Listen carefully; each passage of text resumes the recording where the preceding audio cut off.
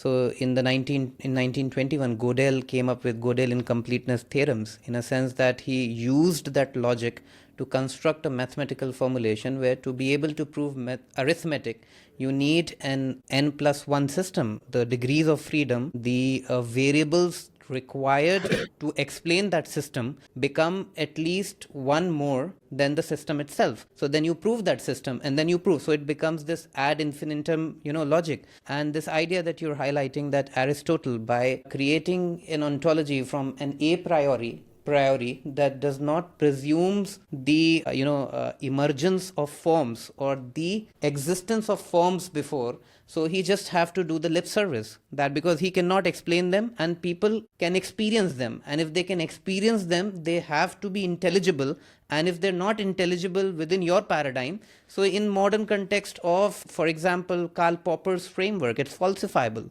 In a sense, your system is not able to prove something which is experienced by all of us. So in that sense also, it falls on its own head. It's by very being incomplete.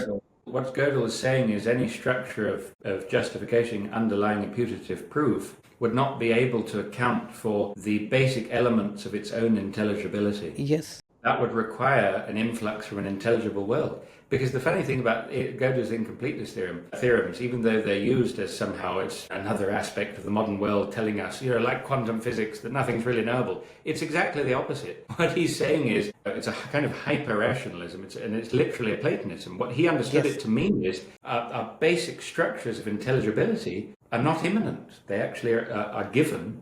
Exactly.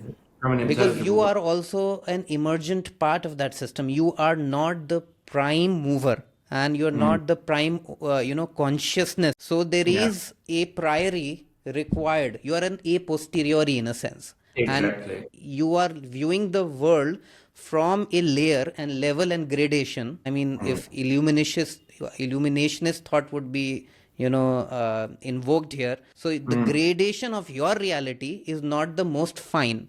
So there is something which is more finer, and that finality is of the prime essence, that what Plato would argue or others would argue.